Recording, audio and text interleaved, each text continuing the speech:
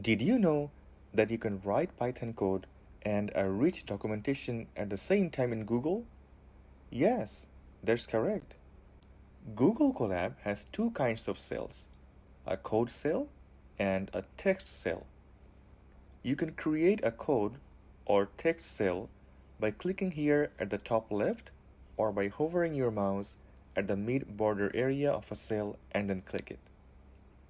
A code cell is for writing your code, and the text cell is for you to write any text with rich formatting options such as bold, italic, small or large font, etc. Let me show you with an example. Suppose you are doing a project where you have to count the number of words in a sentence. So say here you have documented your approach. First, you'll take a text, then split it into words, and then finally return the word count. Let me show how you can use rich formatting to beautify this piece and make it more readable. You can select the title and click the T button to make it bigger. The more hash signs you put at the beginning, the smaller the font size will be. You can change the style to bold or italic.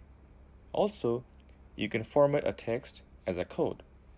And finally, you can simply put numbers at the beginning of a line and make a list. See, now it looks much better and readable. If you have any questions, let me know in the comment. I'll try my best to answer.